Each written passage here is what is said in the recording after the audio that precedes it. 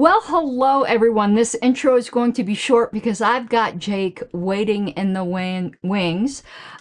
But hello.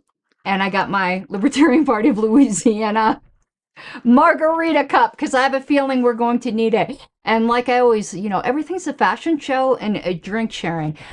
I got my Not Today Satan shirt on because that's what I'm saying to Ms. McArdle. Not today, Satan. Anyway, so this might end up being a multi-part series because let me tell you, the layers, the layers of the onion, they keep on going and going. They run deep. So I talked with Jake before the show about kind of what we want to talk about this time, but you guys know I am rambly. Who knows? The conversation really does get driven by comments. So please do, we can see your comments. I know they're not on the screen. I still got to figure out how to re-add that. It is in the live replay, but please do put your comments. And yeah, we're going to get started now. If I did everything right, which might not be, Jake should be coming up now. So, and I'll have to unmute him. Hold on. Let me see. Nope, that's not it. Is this it? Okay, now, but why am I small? Okay, this is what I did wrong last time. Hold on, Jake. Let's go back to this screen. Okay, I am going to add you as this file. You guys, I'm not a tech person, so this isn't what I want to add. I don't want two of me. I want to make this Jake. So it won't be Camlink. It will, here we go. Now I just need to scoot over. No, I'm going to move Jake over.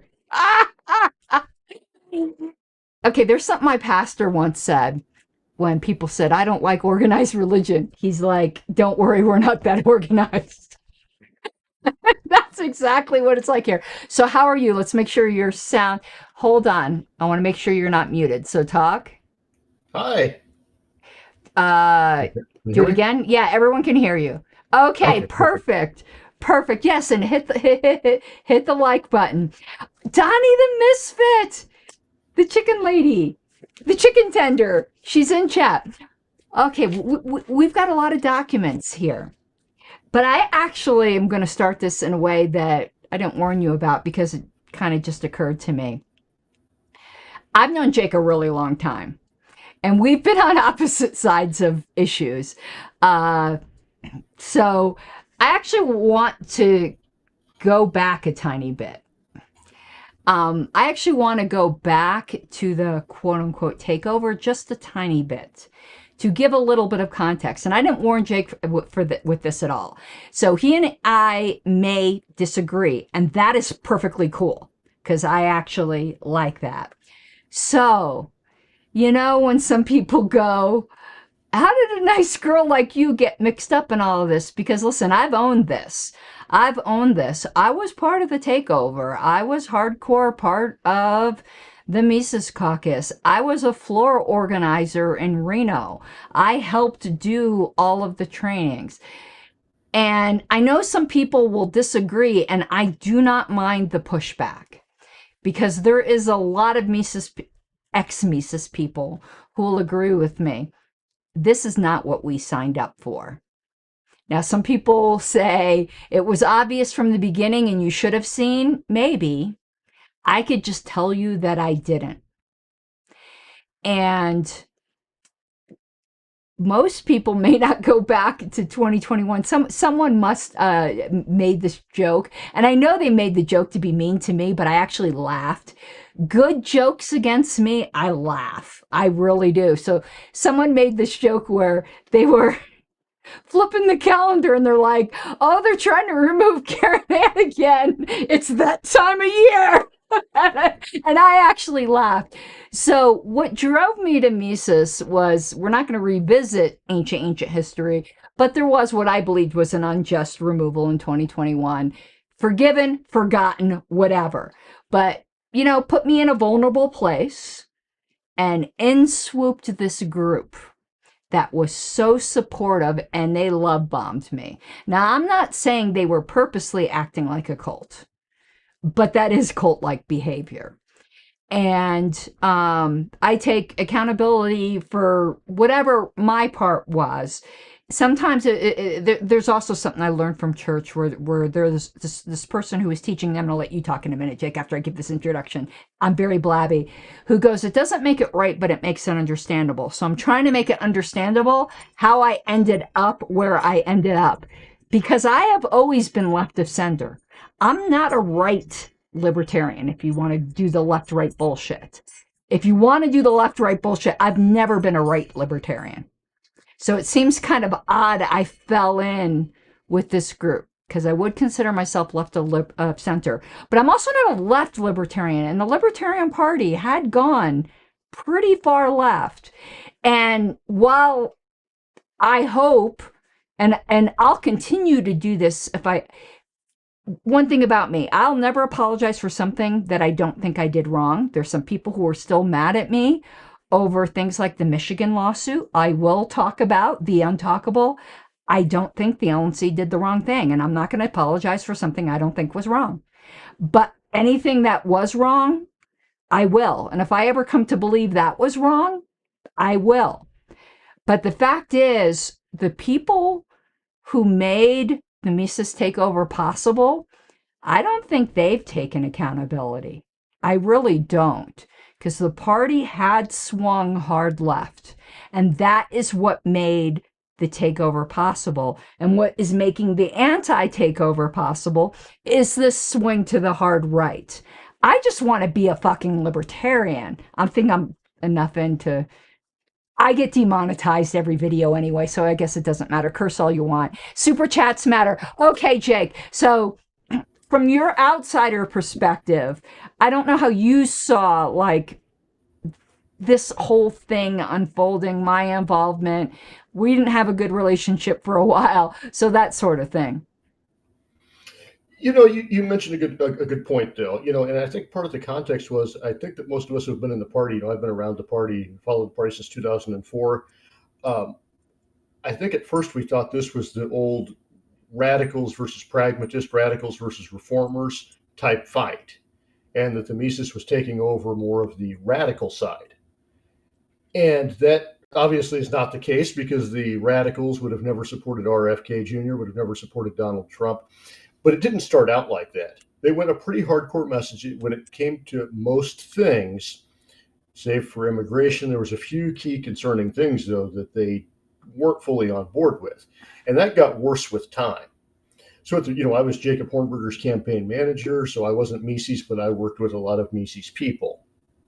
And was on friendly terms with a lot of Mises people, including Angela McArdle. So there were things that were concerning to me, but I didn't think that it was from the very beginning an attempt to take over and hand the party over to Republicans, for example, or to hand the party over to Donald Trump. And I don't think it started out with that. There may have been people with those intentions that were working in the background. That's certainly possible. But I don't think the average member knew about that. And I don't even think the average organizer knew about that, if that was the case. And I think that explains why there's so many ex-Mises people also, right? But you mentioned something very telling about the cult-like behavior. That was always there. And that was one thing I found concerning, particularly taking people, in some cases, who are on the outs with the party, like you were within the controlling faction of the party, or to take people with limited social circles, that I've watched them do this before too. And they will create this social circle, this friend group, and then they will make examples of people. You endorse the wrong person for chair in a certain state, your Discord access, everyone shuns you, just like a religious cult. You're made an example of. You're shunned. You no longer have that base, and everyone else sees what happens when they step out of the line. And you know me, I'm an old school radical. Okay, I'm not a member of any caucus right now, but this definitely is not what I signed up for. And at least I hope I proved that when it became obvious, I was the first high profile person to turn. And the turn wasn't like gradual. I mean, literally, Angela and I stopped talking in the span of 15 minutes, where she was really, I wonder if I even, I'm like one of those people who like don't like having reminders of things, so I tend to delete chats. I don't even think I have that Signal chat anymore. I think I deleted it because I just didn't like seeing it. But it literally, yeah, I don't Well, have it anymore. But it literally was like, she's like, I don't think we should talk right now. And I'm like, okay. And those were really the last friendly, even semi friendly words. well, by that point, I always thought you'd be one of the first people, if not the first person, to break from them, because I knew at some point you were going to see this and be like, "Oh my God, what did I sign up for?" Because of the principles there. You weren't in it for power. You weren't in it for this power that we talk about, which is funny. But you weren't in it for that. You weren't in it for the titles. Other people were, and you didn't need their friendship either. I mean, it's nice to have friends, but it was all fake. And once you see through that, and I can remember you being very nice to Hannah Goodman and Angela McArdle, being very nice, saying we just disagree on this issue. This is really wrong what they're doing, but we can still be friends, right? And in their mind, no, you went against them. You were now the enemy. You were as bad as you were worse than I am. They hated you more than they hated, and they still I don't do. know. Yeah, we're in a contest. We're in a contest I of the didn't most make the hated. board game though. I didn't. I don't have a piece on the board game. That is true. That is true. So I though have a question for you. Um, and want to tell you something really interesting.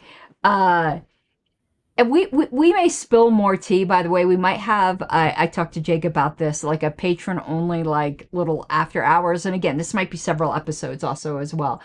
I'm going to spill some tea. Um, like I always do. Big surprise.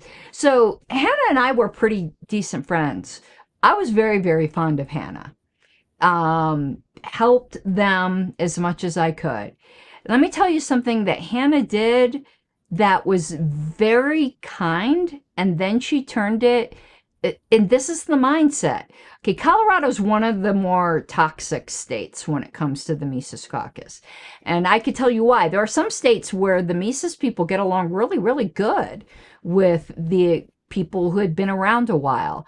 But the original Mises Caucus organizer here said, nobody who was here before can join. So that's why I was a member of National for about a year and a half before Colorado even let me in, because they had a rule. Unless you were brand new, you were not welcome in the Colorado Mises Caucus. Very, very toxic. Now, Hannah did something very kind that she turned into an act of cruelty. And I'm going to tell you, because this is what kind of person she is. I'm sorry, used to be very fond of her. She was like, some of the Mises Caucus people, you get under their skin. I'm like, yeah, what's new?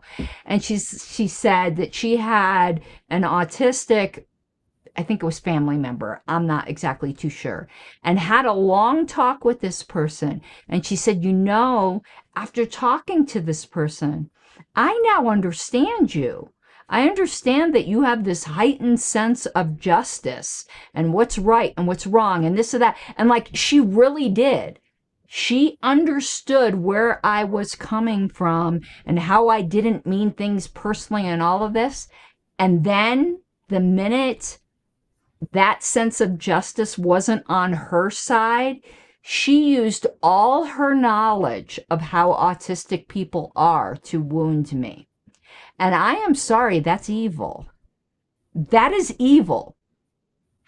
That is like beyond gaslighting. But that's what it's like here in Colorado, and why I really haven't been involved in Colorado terribly much. Like, not at all. I went to the Hollyoak convention, but, didn't, not running for a board position or anything like that. So You mentioned that, and that is terribly evil. But there's also another thing too, that by doing that, I felt like there were members of the Mises Caucus that didn't want to talk to me because I was considered an old timer. as somebody who's been around. The problem is I could have warned them about this very bunch of bullshit that comes up every 4 years in the party because I was there. I supported some of it whenever I first joined, and I apologize for that because you don't know any better. And I wish that some of the old timers would have told me about this BS that was going on. And I could have warned me. Maybe I would have listened. Maybe I wouldn't, but at least I would have known. So we saw this stuff with Bob Barr and most importantly, Wayne Allen Root. He was much worse than Bob Barr. And I never fell for the Wayne Root. But going back and looking at that, this stuff comes up all the time, right? The celebrity comes out and we've got to support them. In this case, it was RFK Jr., right? Well, they may have not supported him, but like, oh, we can make a deal with these guys. We can make a deal with Donald Trump. And they're being played the entire time, and they don't realize it. Well, and here's the thing in Colorado now, and we are going to get to Embezzlement. Don't worry about it. We are going to get to that. But this is all necessary, I think, background.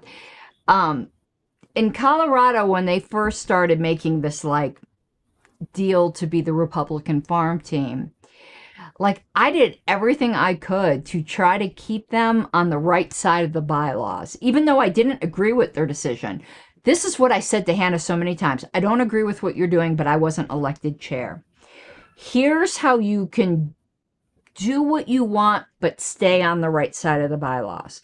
Like I gave her advice, even though I didn't agree with her decision, because it's tough being in leadership. But then after this whole RFK thing, she just didn't, they don't even care about the bylaws, which is so funny because when it comes to like the Second Amendment, all of a sudden they like rules and they don't realize that bylaws is just like the parts of the Constitution that you like. It's the part that protects members' rights. And it's so funny with this like far right rhetoric they have about degenerates and all that. There is nothing more degenerate in a libertarian worldview than just pulling down your pants and shitting all over a voluntary contract. That is about the most degenerate act you can do. And you can make fun of me all you want. Oh my God, she's so concerned about bylaws. Yes, I am concerned about members' rights and contracts. Yes, unashamedly so. And if you're not, you're a degenerate. And it's nowhere, I mean, typical politician. So now, I want to look up something here because it even came up in chat a little while ago where some people, and I was reluctant at first. I don't want to say what state chair it was, but I had a state chair call me who had said, well, I think I understand what Angela has done, but I don't think I would call it embezzlement. So here's the definition of embezzlement. Embezzlement is the fraudulent taking of someone else's property by someone who has been entrusted with its care or has lawful access to it. It is a type of financial crime, often involving theft of money from a business employer, where an individual uses their position of trust to misappropriate funds for personal gain. That is textbook what Angela did. And while the special investigation report didn't call it embezzlement, I do believe they called it misappropriation. And those terms are synonymous in a corporate context. And people forget that the LNC isn't the LNC. It's the LNC Inc. They are a non-profit corporation. There's even heightened fiduciary duties in a non-profit corporation. So just wanted to get that out there. This is textbook embezzlement. And there have been CEOs that have been fired for this. There have been people that have been prosecuted for this. It is a very serious thing. And furthermore, I mean, these are the same people that bitch at you for having a monetized YouTube channel, right? So you have a monetized YouTube channel, which you disclosed. You say, I make 5 cents or whatever off doing these videos about the LP. And they want to direct all their anger at you for doing something like that, while the chair is funneling $50,000 from one account, $30,000 from another account, undisclosed to the board that this money's moving there. Undisclosed that all this, and we won't get into all that, but undisclosed this Oh, we probably eventually will. $700,000 from these Kennedy organizations or so going back into organizations that she or her partner run. Now, she may not be taking all the money. We don't know that. That doesn't matter. You're using it for your benefit. It's benefiting your Exactly. Organizations. And the worst part of it wasn't even disclosed. That's the worst part of it. It was hidden, intentionally hidden. Actively. It wasn't that it was hidden like, oh, if only the LNC had looked. She took active steps to conceal. And that is also part of the problem. So we're going to concentrate, I had thought, mostly on Freedom Calls and her latest retconning. And it's funny, my husband is such a boomer. I'm barely Gen X, and I lord that over him all the time, where I had explained what retconning was. But she's basically trying to rewrite the narrative to make herself out to be some kind of hero. So I'm going to tell you from my perspective, just kind of like the layman's. We can get into dates and stuff, and we are going to get into the special investigation report. From my perspective as an LNC member, things I regret, things I wish I hadn't done, but how it unfolded. Now, one thing you need to understand about Angela, she's a master manipulator. Let me tell you, like, something she'd do.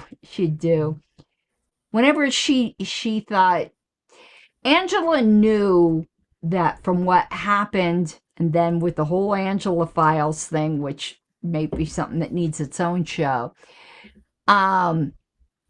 I'd been in a fragile place for a real long time. I'm actually the strongest I've been in a really long time. But there was a period of time where I really, really wanted to be part of the crowd. You know, I wanted to fit in. I didn't want what happened in 2021 to happen again. So Angela would come and be like, everyone else is really concerned about you.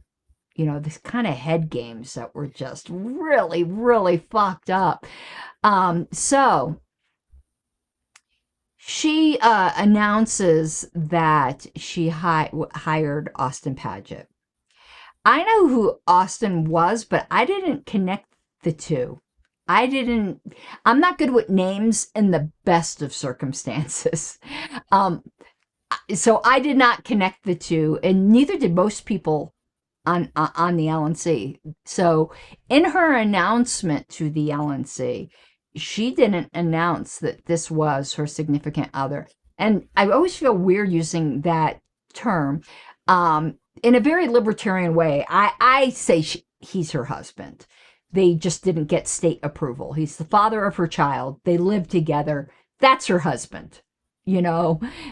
And however we refer to it here, because significant other seems to diminish the seriousness of the relationship. They have a child together, you know. And then all issues came up, and I actually should have raised issues, but I didn't. And that is something that I'm ashamed of. I justified it. And I shouldn't have. As I said, I'm willing to own my mess ups. This is the thing about leadership and why I'm so angry at Stephen Nikhil and Paul Dar right now, which anyone who reads my Twitter field knows. It's not that they messed up. Leadership's gonna fuck up. You take a leadership role, you're gonna fuck up. You want to know how I'm gonna judge you? How you handle the fuck up. You let those two, I'm gonna rant for one moment. You let Adrian run roughshod over the LNC and make really sexually inappropriate comments to party members, and you haven't yet apologized. It isn't the fact that you let it happen that's the big deal. It's how you're reacting after and just pretending like it never happened, because all leaders are going to fuck up. So now I'm convincing confessing my fuck up. I shouldn't have let that go. But I really wanted to be on Angela's good side. I was really hungry for affirmation in a vulnerable place, whatever, but still shouldn't have. And also, Adrian kind of talked me into it. But I let myself. I'm not putting that responsibility on Adrian. I'm a grown woman, but Angela sent him out to convince everyone to vote for this contract. You mentioned the Angela files, right? And I at first didn't want to read them because there were things in there that I about staff and party members and things that I didn't feel like it was. I didn't want to be a part of even reading it, and things about you in there too. Some of the most nastiest and vilest things I'd ever heard out of a libertarian's mouth, was in those Angela files. And we all make mistakes. I think some of the people in there had acted inappropriate. There's one that I know did apologize for his role in that, and I'm not going to bring his name up here. I don't know him personally. And I think probably feels legitimately very bad about his actions. And that's okay. We want that, right? But there were things in there about staff that was a wake-up call for me, right? I did not support the Mises Caucus at this point. I thought they were problematic. But after reading the Angela files, that really turned it to where I knew this was not good and that they were going to destroy this organization if given the opportunity, for the simple fact that they didn't have any empathy for anyone else. They didn't respect their fiduciary duty to know not to talk about staff this way, former staff. They could open themselves up to lawsuits by acting this way. And they didn't have the common sense to know not to do it. And also, I didn't know if I ever wanted to associate with someone who lacked the common decency that they lacked. And then thought it was funny that they were caught, some of them. And, it was them fighting each other, the people that leaked the stuff. That wasn't because they were doing it for political payback, right? It was just disgusting all the way around. And I was really ashamed of the party at that point to read that. And a lot of people wonder why I didn't defect at that point, because I was still deeply damaged. And I kind of just put that aside.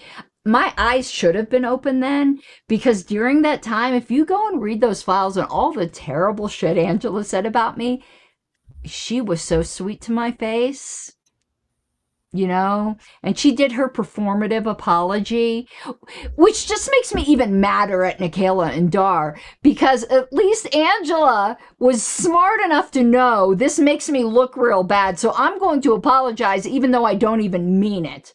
Steve don't even have the sense to apologize that he let Adrian just completely harass people, including members. He don't even have the sense to apologize even if he didn't mean it. He's supposed to be this Machiavellian and doesn't even have the sense to do that. Anyway, I've got a lot of anger issues there I'm still resolving. But that tactic was used against you. It was also used to point out, I think of the attacks on Beth Vest, for example.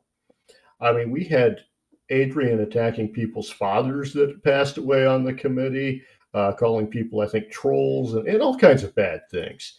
And that Angela was using him as her attack dog. Yeah. Obvious. And it was having and I get you may have some apologies to make here. Yeah. But she was turning the committee against people that were asking questions. And it was obvious to me what she was doing, but when you're in that, it's probably a lot harder to see what's happening. But she is very, very strategic in this part of it. She's not strategic in running the party or anything else, but she is strategic in manipulating people's emotions and how they do things to get them to attack the person asking the questions to the point that people don't ask questions. So when people ask, like, why wasn't freedom calls? Why did it take me, somebody on the outside, to find these scandals? The people that were asking any questions on the LNC were not getting answers. Not only that, they would get attacked. So even if you found something, would you ask? Well, probably not. And two, you wouldn't know where to look because you're just getting hammered with all kinds of BS on there.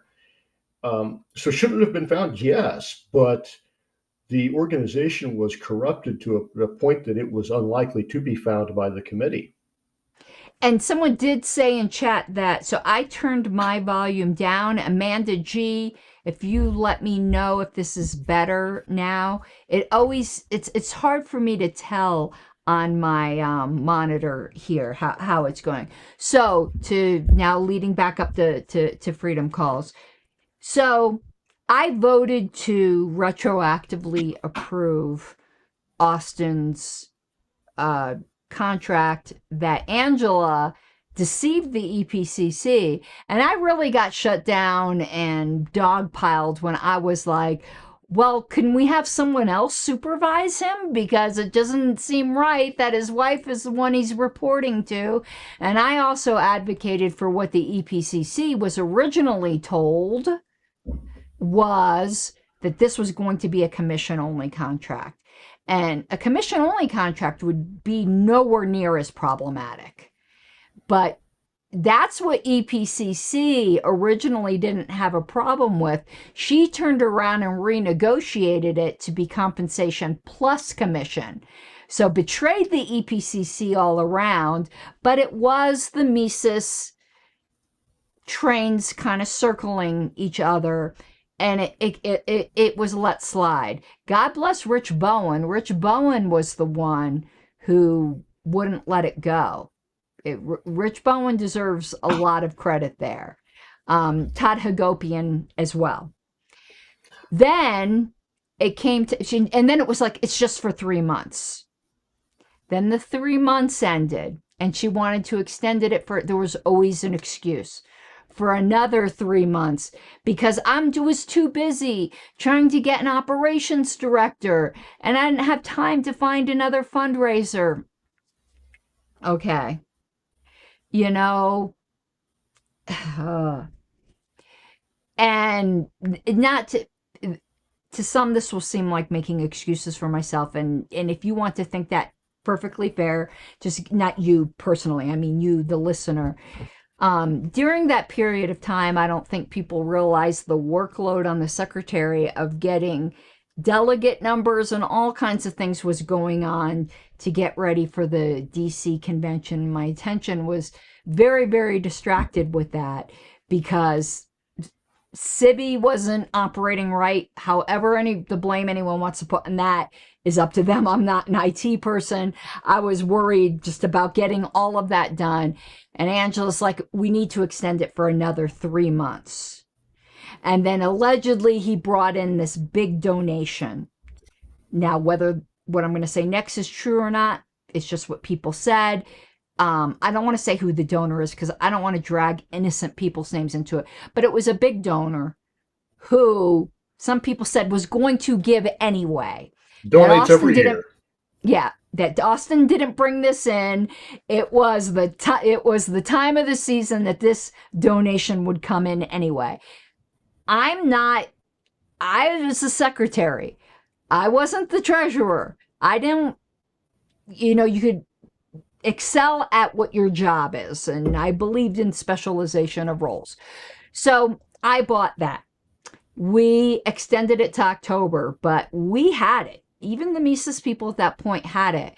And people forget, I'm the one who introduced the policy manual amendment that said about having contracts with closely related persons had to be disclosed to the LNC because I was still butthurt about her sneaking him in back when she did. And at that time, she was allegedly in favor of this policy manual amendment, helped tweak some of the language.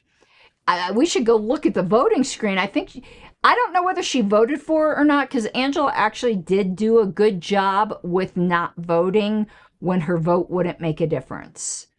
JBH was horrible at that. Angela actually is pretty, and so is Steve actually, pretty decent at abstaining. Waiting to the end, my vote won't make a difference, I'm not going to vote. The times Angela would vote is when we were trying to make a statement like with a resolution or something like that. So I will give credit where credit is due there. So I can't remember if she voted for it because I don't think her vote would have made a difference. It passed overwhelmingly. Now, Karen, you mentioned something I think is very important. You mentioned you put that policy amendment in there, and the people that wouldn't let this go. what I think makes so I was surprised to find this whenever the Freedom Call stuff comes out and I find out about these policy manuals. I'm shocked. I'm like, oh, some people on the committee actually were taking their jobs a little bit more serious than what I thought. I thought they were just rubber stamping every single thing. But because the committee was, I think, wanting to show that there was very limited division on there, or no division, this stuff happened behind the scenes. And that's not necessarily a bad thing, stuff to happen behind the scenes. I'm not saying it is. But I think it shocked some of us to find out that there were people that actually did put the stuff in place that she then flagrantly violated. But that there were steps, and had those steps not been put in place, she would have gotten away with this. And there were people that even after I found this, that told me nothing's going to happen to her. The committee is just going to rubber stamp what she's done. Now, I did not believe that. I thought the scandal was big enough with this one that it would take her down. I knew that whenever I found it. I said, this is it. Because it was so big, and because this put the entire committee in a bad spot, but particularly after finding the policy manual that was just egregiously violated. But a lot of And people didn't see that. But here's the thing, and here's what some of her defenders just, it's maddening, because as libertarians, we say things like, God, this is going to sound like a real rabbit trail, but hopefully I can pull it in. We don't need drunk driving laws. And what? You're okay with drunk driving? No, we don't need that, because we already have laws against reckless endangerment. And it could just fall under that. We don't need something specific for this. Well, the analogy here is there already is a fiduciary duty not to financially profit and benefit your whole household without telling the rest of the board. So we shouldn't have even needed that policy manual amendment. This still would have been embezzlement without that policy manual amendment. But I did put that in there. Okay, so that was my doing on that. I'm going to pat myself on the back. I'm going to go boo on voting to retroactively approve it to begin with, but was over it, and it passed. It passed easily. So yay to all the LNC members. I can't thank each because I don't remember who voted for. I think it pretty much passed. I don't want to say unanimously because I don't think she voted. And I'm going to do a separate, maybe Pink Parliamentarian show with Joe. I absolutely disagree with him that every member of the board should vote. The chair should not vote. The chair should not vote if their vote doesn't make a difference. And there's a very good parliamentary reason for that. Ski2's asking who the guest is. I could put this little thing with which again, I'm not so great at all the tech. It's Jake Porter. It's the Jake Porter. So before we get more into like the SIC, so what caused you, when did you start really looking into things, and what was the motivation? And I mean beyond the motivation of what's right. Like, I mean, there's always something that like, there's a million causes, today where wrongs are being done. But there's usually something that puts a fire under your rear to look at this specific thing. So what was the motivation for you to start digging? You go way back. When I first started business college in 2006, we had a professor, and I always remember this. I don't know why, but he made such a big deal of it. He said, when things don't seem right, think dirty and you'll figure it out. And he started giving me examples of embezzlement that he witnessed happen. He's like, and these people ended up, I'm flying somewhere and I'm staying at a hotel and I see these people on the local news. They've been arrested for embezzlement. He said, I always knew something was up with those people. And he told story after story after story, and just think dirty. And it's not the first time I've caught embezzlement or had a role in that. In Iowa in 2001, we had a chair that stole $10,000. I noticed something was wrong whenever I was put on as an alternate, so non-voting member, and I started asking for financials, and I wasn't given financials.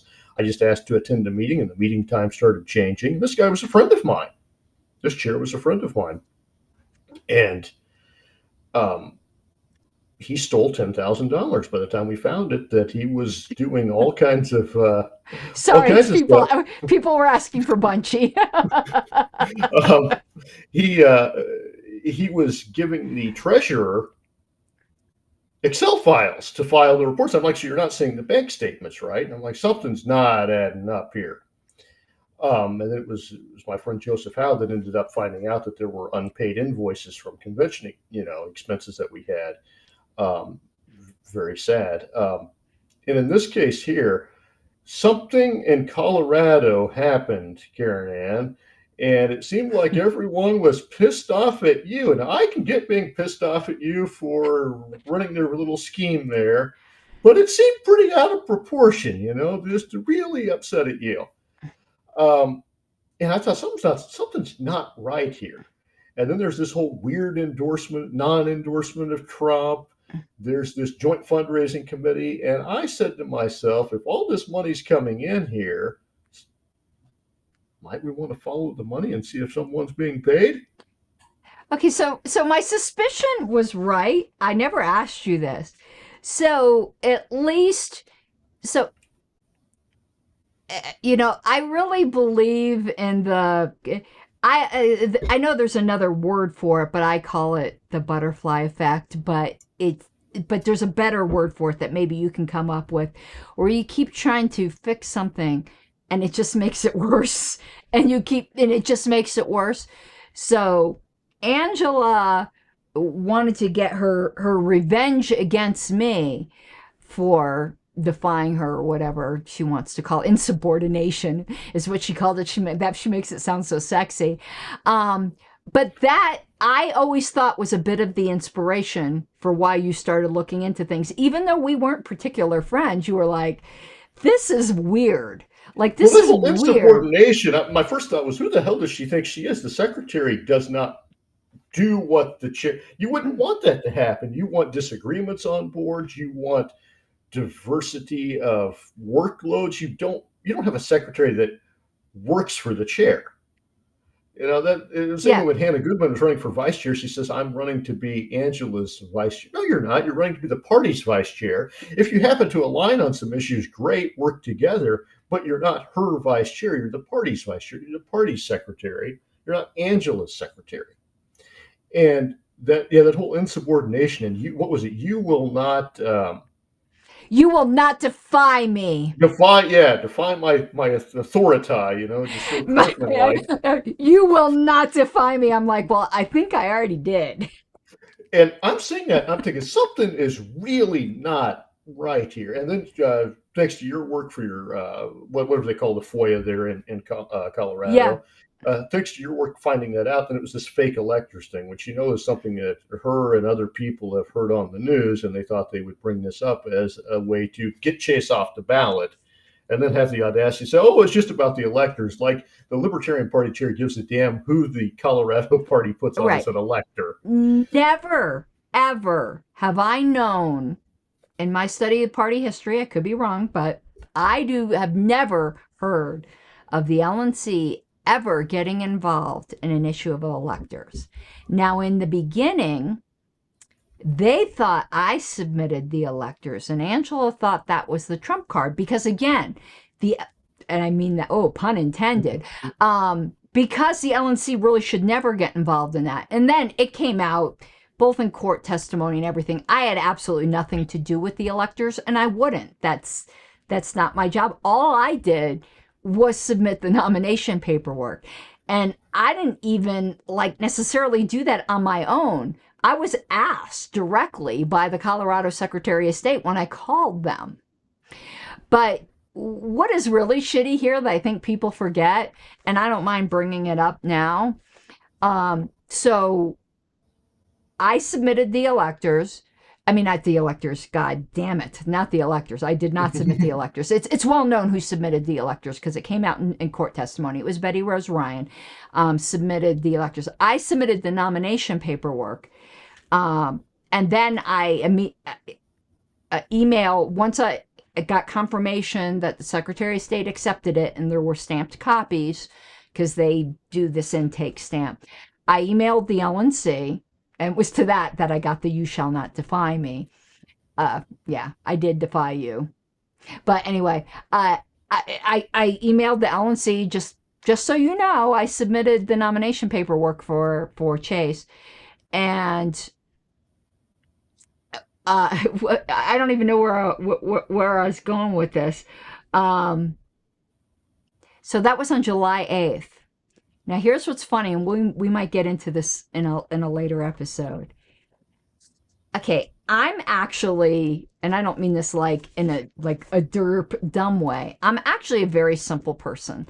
Nick Sarwark once said in that appeal that George Phillies did that actually voided the charges against me when the Judicial Committee asked him something about why I did something, and Nick said, only Ms. Harlos knows why she does what she does.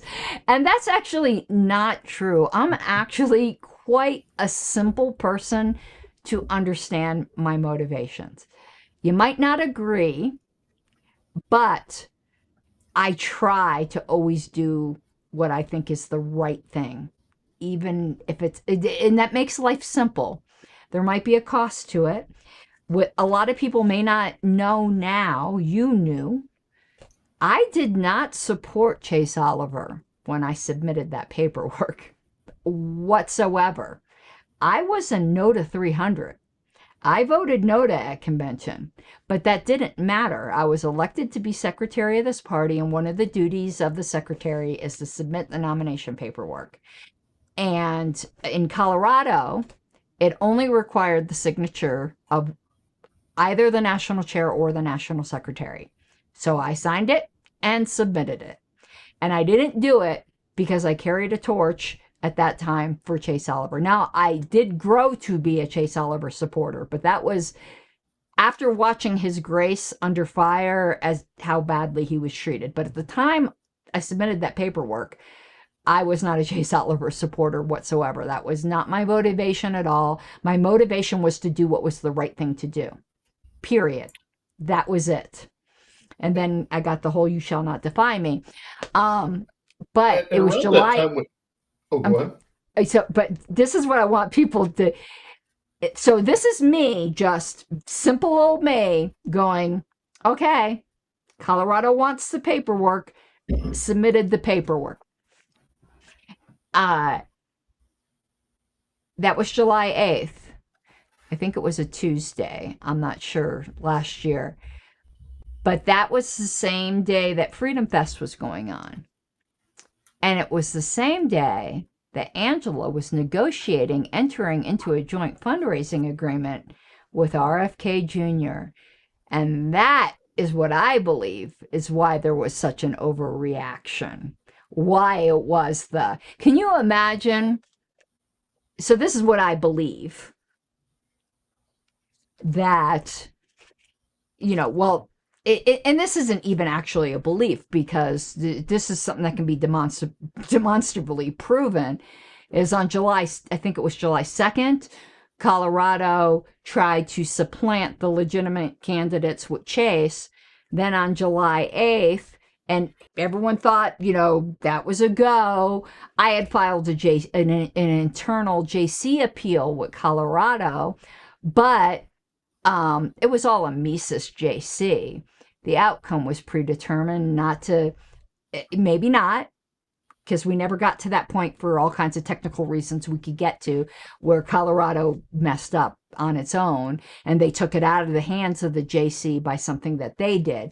But so everyone thought it was pretty much a done deal. They signed this JFC, and then all of a sudden on the list, by the way, I submitted the nomination paperwork, and all hell broke loose. I walked into it big, did not realize just by doing the right thing that, just messed up a bunch of plans. That was a bit of a rabbit trail. Now back to freedom calls, because I think that's. Sorry, go on. I don't want to get too far off there, but the one thing I was looking at. So I was just looking at multiple ways because something didn't seem right, but I still hadn't put together all the pieces. I just knew something wasn't right. Then it became that Mara-Lago meeting. So we knew that she already lied about Austin Padgett. I knew that something was up there, from before. We knew that she'd lied before the previous year, 2023. But then I find out about this Mara-Lago meeting. Well, you find out the Mara-Lago meeting didn't happen. We kept trying to, me and some of my friends kept trying to figure out when did this Mar-a-Lago meeting. Our thought was, oh, did Rechtenwald decide he was going to drop out? Was there some secret agreements there? What were any secret agreements that might have happened? Then we find out, no, this meeting happened in December of 2023. She met with Donald Trump, and now we know that it was Rick Grinnell of the Trump campaign that flew to Austin, I think it was, met with her privately. She didn't disclose this. It's not so bad that she met with him. Whatever. Somebody asked to meet with the chair of the party, meet with him. Disclose it. Disclose what you talked about. Bring somebody else on the committee there as a witness, preferably somebody who's an opponent of yours. But the failure to disclose that she was having negotiations with Trump, she had negotiations with RFK before. It's like professional wrestling. RFK and Trump were probably working together with Roger Stone the whole damn time. Yeah, and here's the thing. She's not a big negotiator or player. They'd already agreed to free Ross. They agreed with Thomas Massie. He was actually going to do it in 2020. He got so sidetracked with claiming the election was stolen and trying to overturn the election that he didn't pardon him. That's probably what happened. It was already agreed to. And Grinnell probably, this is just my thought, probably says, oh, yeah, just tell him to ask him to free Ross. He'll agree to it. And so she thinks she's actually got him to agree to free Ross. There was never any talk of that. Supposedly he was going to speak at the convention to address our grievances, right? That thing kept morphing. Oh, we're inviting Trump and Biden. No, Trump invited himself. You said yes to it. And so the question was, what was Trump getting out of this to go and be booed from people? He had to be getting something. And my question was, but so I go down this rabbit hole thinking that maybe she has a little bit more influence than what she actually does. And later on find out she has nothing. And I don't see the scandal right in front of us in Colorado. I get sidetracked. But later on, I think it was during the, when I was writing the brief for your second removal, that I kind of started really to piece together, this is why that is. It's starting to really become clear. Yeah, and the epicenter is Colorado. We have not found out the entire truth. And here's the thing. I will. One day, I will. If anyone wants to go back to 2021, and we're not, again, I've kind of let a lot of that go. I had said back then, so with JBH's resignation, I know some of these names are all this. I don't even know how familiar you are with it. There was an attempted coup by JBH against New Hampshire. No matter how anyone feels about New Hampshire, it was a different crew then, and I know them very well, and it's nothing like the crew that's there now. But Jeremy Kauffman was involved, so the signs were building there. But the party chair at that time, Nolan, is a great guy, and he wants nothing to do with what's going on in New Hampshire right now. I didn't know them from a hole in the ground. But I knew Gilletta Jarvis, who had conspired with JBH or whatever for the whole thing. Well, there was an unnamed co-conspirator at that time that JBH would not tell me, Gilletta Jarvis would not tell me who it was. And I said, one day, I'm going to find out who that person is. Who's texting me in the middle of a show? I'll look at it in a minute. Sorry, let me put that on silent because, my ADHD is going to be like... And I found out who it is. Now, I'm not going to name a name now because this person's no longer involved in the party. If they get involved in the party again, yeah, I'll start naming names. But I did find out. I found out at the DC convention. So it took me 3 years. And I am going to find out everything that happened in Colorado. You want to know why? Because people always eventually talk. Well, they do. It's the conspiracies, right? This conspiracy had to involve a few people that, it's kind of like when I found out that Angela went to Mar-a-Lago, right? It's because they couldn't help but talk, and they had to post that damn picture of themselves with Donald Trump. And just so you know, she did not disclose. Now, did she disclose it to a couple members of the... When I say something wasn't disclosed to the LNC, I mean the entire LNC. Maybe select people knew, but the Mara-Lago trip in general to the LNC, it was not disclosed. It absolutely was not disclosed to me, but it wasn't disclosed to the entire LNC. I brought it up at the August 2023 meeting, that same meeting where they later voted to do the investigatory committee against me, and she completely blew me off and everyone else blew me off, whatever. And everyone weaponized Debbie Mason and that corporate governance thing when it was all of their asses that was doing shit wrong. And they continued to weaponize it. I had a private call with Debbie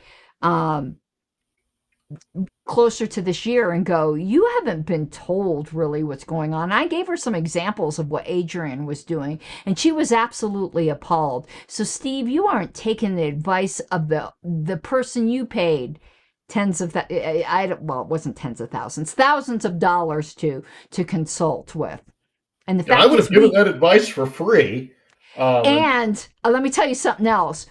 I like Debbie, so this is no slam against Debbie at all. We didn't get any competitive bids for that, and that is someone out of Florida. I don't know. That's not exactly kosher either. I'm sorry. If we're going to have corporate governance training and we're going to be spending that much money, there should have been competitive bidding and not make it look like, oh, this is somebody that I worked with at Wendy's that I'm now giving this LNC job to. If we want to dish some dirt here a little bit. See, what's funny to me about what's going on, even with the current LNC, and this isn't to excuse Angela at all, because, Embezzlement is Embezzlement.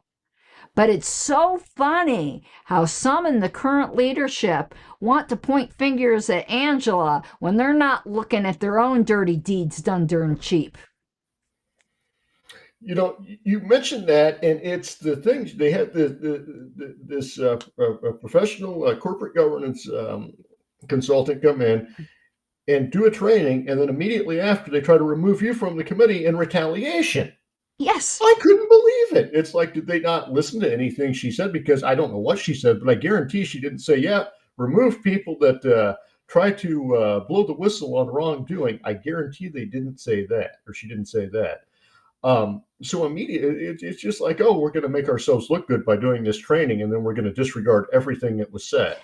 It'd be like taking a sexual harassment training and then going out there and sexually harassing every board member you could. What's the purpose of it?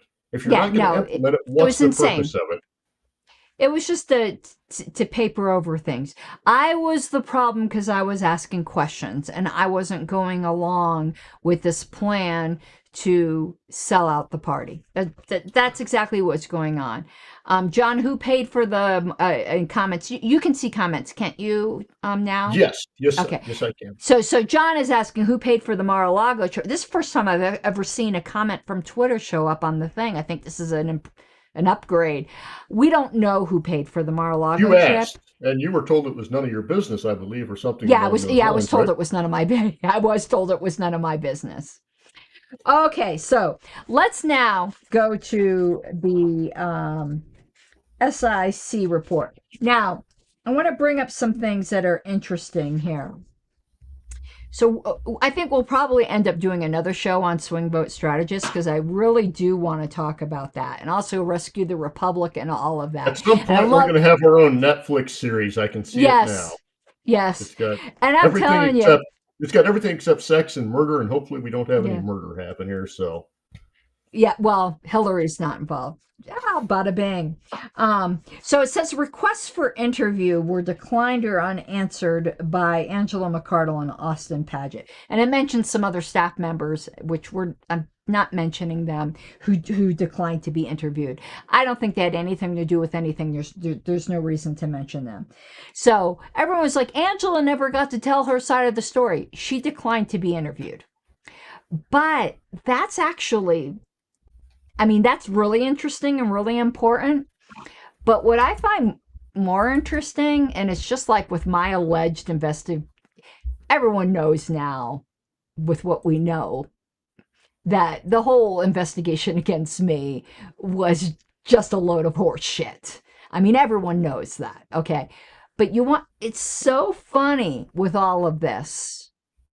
with how much it really did revolve around Colorado, that Colorado's not mentioned once, nowhere in here. They avoided that like the plague. Even though I mentioned it, I sent, emails about this. But like I mentioned in my quote unquote investigatory report, which was just a railroad job by Adrian Malagon, who wanted to be secretary, who never did. Poor little man child. Um, and they never interviewed me. And I find that really, really interesting. I'm glad they interviewed you, but they never interviewed me. And I just find that fascinating. I don't think they wanted to hear everything I had to say. So, going to Freedom Calls. So in October, so the contract, you probably know the dates better than I do, but the contract of Austin Paget got extended to around January, am I correct? Yes, I think it got extended through January, give or take a month, and then immediately after the next month, Freedom Calls started getting money. So I had looked over, we found the Swing Vote Strategist was the other corporation she used to be paid for the Joint Fundraising Committee. So I was already on the trail that there were Delaware companies potentially being used, right? And I go through and I'm researching the LNC filing because I was searching the Joint Fundraising Committee, I was searching Kennedy filings. Now I had moved on to kind of the last phase of my work is to look over the Libertarian Party financing. And I didn't necessarily think I was going to find anything there. I thought I had found the big scandals through everything else. But I was looking and there were some things that didn't make a whole lot of sense, but nothing I had a smoking gun on. Right? There was nothing really that major until I came across this Freedom Calls. And I thought, Freedom Calls, that's interesting. They're paid this much money. And my immediate thing was, one, it's a Delaware company. And two, this is fundraising. We're not doing any fundraising. So what are we paying these people $4,000 or whatever a month for? So that seems odd. So I start to dig a little bit more and I can't find any information. I finally found this freedomcalls.net or something site that says that we're a radical group of individuals. Like, well, who hires a radical group of individuals, right? You always have contact information, a phone number. And so I do an FEC search to see who else has paid these guys. Can't find anyone. I check the address and I see that the address is goes to like a virtual where you can host multiple businesses at, and it's like a mailbox that they'll deposit their checks for you. They do all this stuff. And so that's kind of interesting. And I had already had the attorney, and it's not an anonymous attorney out of Texas, despite what Hector Roos tries to keep claiming, and Austin Martin, that I know the attorney. He does not live in Texas. And he's not anonymous to me. I know him. But he was able to provide me the document. So Delaware makes it very difficult for you to just search the state archives. But if you are an attorney or you have a third-party business filing service, Yeah. they could get you that information of who the incorporator was. So on the first thing we found that was being paid through the Joint Fundraising Committee was a company that her boyfriend had incorporated. I got the document back, and I got it on January 21st. Now, I had tried to get this. I was looking at it a week before. I had tried to get the document. We didn't get it by the weekend. Monday was Martin Luther King Jr.'s birthday, so federal holiday. Didn't get it then. Got the thing on Tuesday morning while I was at the chiropractor. Rush back home, make a few phone calls, try to get everything, every source that I could, just make sure I've got everything right, and type up the document. That evening, Ross was freed. The conspiracy theory is his timing. Well, that would require me to know when Ross was going to be freed, and for me to sit here and hold this document for what purpose? Yeah, for what No, purpose? It's just And interesting timing. and remember, I think it was the same day, right before your revelation came out, because the JC decision had also just came out that overturned their attempted removal of me. And then within a day, she noticed a special meeting to try to remove me again. Well, that's the other thing, right? So we, we were able to save you in December, barely, but we were able to save you. They were going to remove you again that weekend, and she wasn't going to give up on that until she was told that she had to resign. Right. And this whole and thing that and she and did, that meeting never got canceled. Nobody just ever showed up to it. That meeting was still going on for that Sunday, for what I, and who even knew what the charges were going to be at that point. I suspected the charges were going to be the derivative lawsuit, which would have been very bad, sheer retaliation. Maybe in the future, and I'm not going to talk about this at this point. Some people will ask why I dropped that suit, if I regret dropping it, if it was the right decision, and all that. I've got a lot of feelings on that. I am not going to comment on that while Beth Vest's lawsuit is going on, because I don't want anything I say to be used for or against Beth. I'm staying backwards, don't want to even come close to violating any kind of duties. Once that's resolved one way or another, I will talk more about why I dropped mine. And but one thing I can say, I was induced to drop it by a failed promise of Stephen Nikala. I had my other reasons that I'm not going to discuss right now. But Stephen Nikala again promised that he would keep Adrian in line. I cannot even begin to describe. For me to resign after that big battle, for me to retain my position, you know it had to be pretty bad. I couldn't take it a second longer. He was just so abusive to people. And it wasn't just me, it was even people I didn't like, because that's just who I am. He was super abusive to Andrew Chatterton. I don't like Andrew Chatterton, but it doesn't matter. You don't treat people that way. And one thing I'll give up to Angela McArdle is she at least made the pretense of trying to keep Adrian in line. She actually did call him to order multiple times on the LNC list. Steve never does. He always does the both sides thing. Fucking coward. I am sorry. I have no respect for cowards. Should I say how I really feel? So now I'm looking at this timeline in the Special Investigatory Committee report, and I think there might be an error. But so July 26th, McArdle signs contract retaining Paget as contractor. August 9th, McArdle assumed executive director responsibilities without a board vote. Okay, I am actually going to, people will see that I do try to be fair here. She did that without a board vote, true, but the board also didn't insist upon a vote. So I don't think you can lay that entirely at McArdle's feet, because the LNC could have, including me, have insisted on a vote. But here's the fact. We were broke. We couldn't afford an executive director.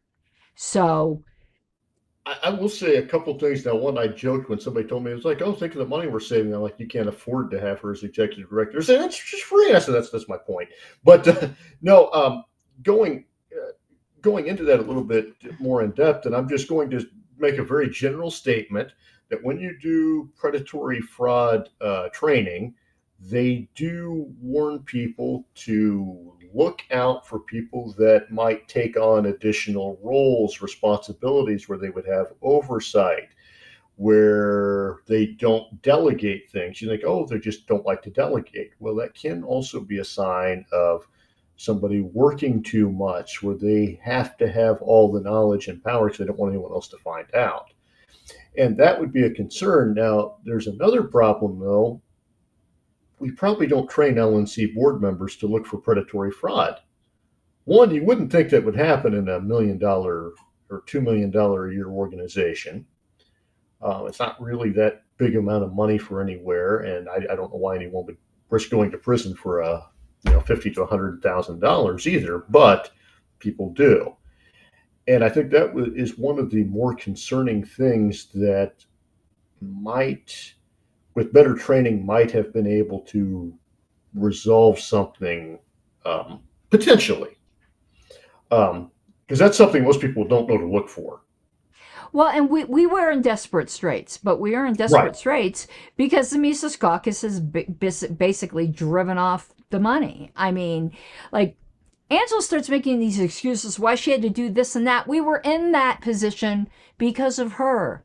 The buck eventually stops with her.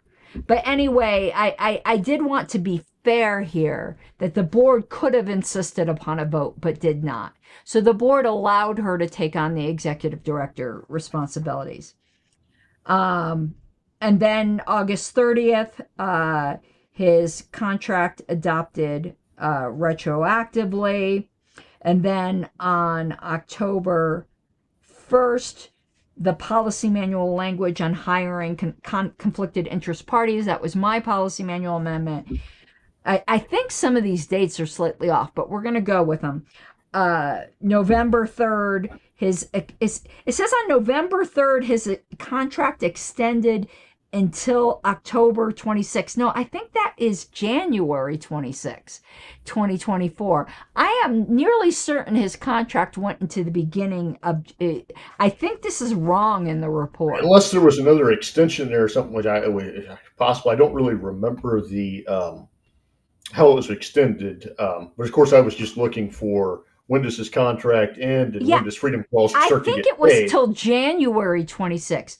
I think somebody just fat fingered a zero in there, which would make sense because then January 8th, when you knew the contract was coming to be not extended, domain registered freedomcalls.net.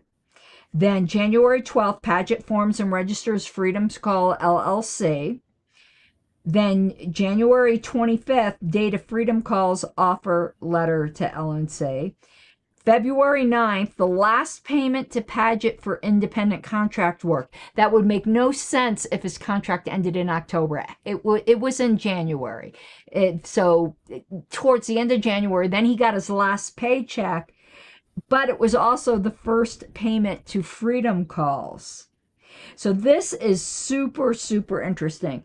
Now, where people will say, well, they allegedly did work, that is not the point.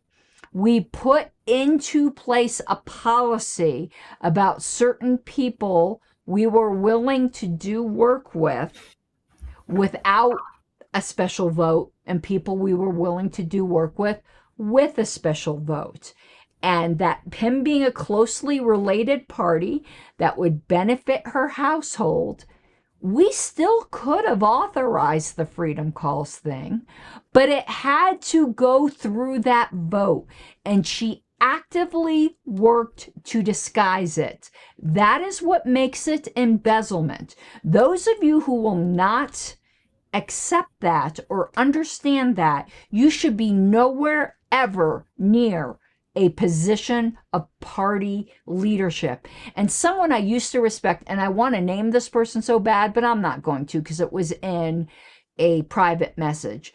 But someone that I used to respect, when, I saw that this person was commenting on one of her posts. So I DM'd them and was like, she literally embezzled from the party. And the response I got was, oh my God, I just don't care. Get the fuck away from this party if that's your attitude. Oh my God. In something we will have learned from this.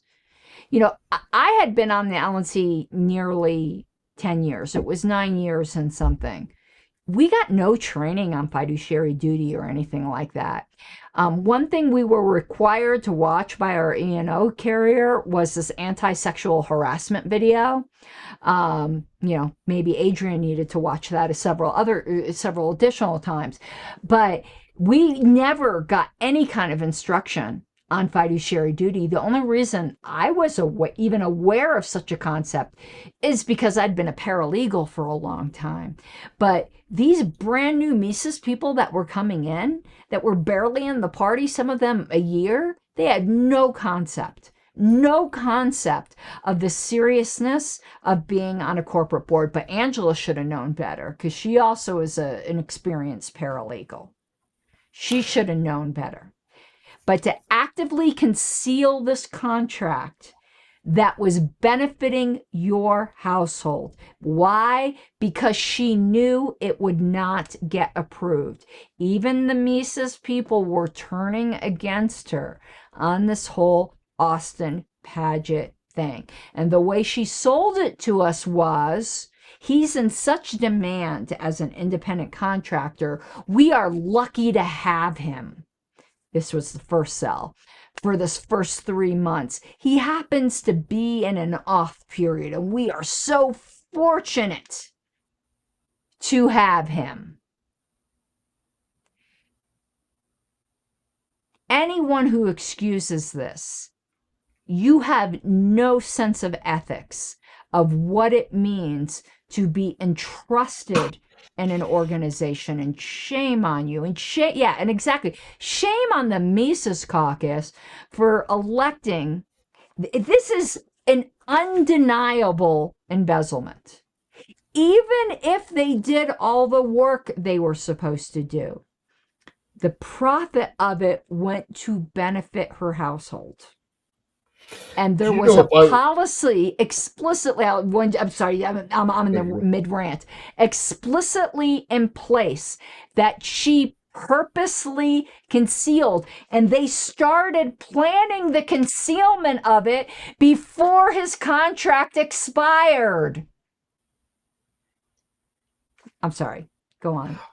I was just going to say, if most of us did that at our job, where we created an invoice, this is actually textbook fraud. They also warn people in the predatory fraud, or even people when they get into bad situations, if they have the ability to create an invoice and pay an invoice, there is a concern that they will pay a company related to them, or a spouse, or an invoice for a contractor that's a relative, and get that money back. They'll make up a fake company.